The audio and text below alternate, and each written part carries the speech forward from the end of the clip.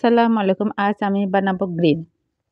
সেজন্য আমি কিছু চিকেন ভালো করে ধুয়ে পানি ঝরিয়ে নিয়েছি। একটি প্লেটে দিয়েছি আমি 1 চামচ লবণ, 2 চামচ চাট মশলা, আধা চামচ জর্দার রং, 1 চামচ ভরে দিলাম মরিচের গুঁড়ি। আমি আমার ঘরোয়া মশলা দিয়ে এই গ্রিলটা বানাচ্ছি। 2 চামচ দিলাম রসুন বাটা, 2 চামচ দিলাম আদা বাটা যাতে তাড়াতাড়ি সিদ্ধ হয়ে যায়। তারপরে মশলাগুলো আমি ভালো করে একসাথে মিশিয়ে নিয়েছি। এরপরে আমি এগুলো চিকেনের মধ্যে দিয়ে দিলাম। তারপরে এখানে আমার নিজের হাতে বানানো আমড়ার জেলি বানিয়েছি, এটা আমি দিলাম 2 চামচ। তারপরে আমি আমড়ার আচারও দিয়ে দিয়েছি 2 চামচ। আধা কাপ দিয়ে দিয়েছি টমেটো সস।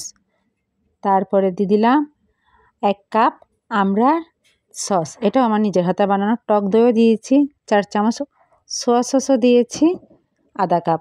এগুলো সবই আমার নিজের হাতে বানানো। তারপরে সরিষার তেল, এগুলো ভালো করে আমি মেখে নিয়েছি। তারপর একটা তাওয়াতে অল্প তেল দিয়ে, বেশি তেল দিয়েছি না, অল্প ছোটো চামচে 2 চামচ অন্তত তেল দিয়েছি। দিয়ে চিকেনটা দিয়ে দিলাম।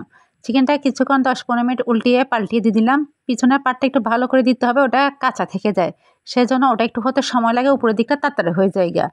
এই যে এই পাটটাই ভালো করে দিতে হয়। দেখতে পাচ্ছেন কেমন কালার এসে গেছে। 10-15 মিনিট মতো আমি নিভু জালে আমার গ্রিলটা রান্না করে নিয়েছি, যাতে কাঁচা না থাকে সেদিকটা খেয়াল করে রান্না করে নেবেন। তারপর যে মশলাগুলো বেঁচে গেছে ওটা তো ফেলে দেওয়া দরকার না, তাই ওই মশলাগুলো আমি কড়াইয়ে করে চুলায় বসায় দিয়েছি। তারপর দিয়ে দিয়েছি আমি 1 কাপ মতো পানি।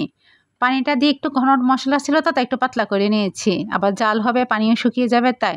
টক দই দিয়েছি 2 ছোটো চা চামচ। তারপরে আমি দিয়ে দিয়েছি আমার আমড়ার সস, আপনারা এখানে টমেটো সসও ব্যবহার করতে পারবেন। ব্যাস হয়ে গেলে আমার গ্রেভি, আমার গ্রিল এবং গ্রিলের সস রেডি। সেই সঙ্গে আমড়ার সসও দিলাম।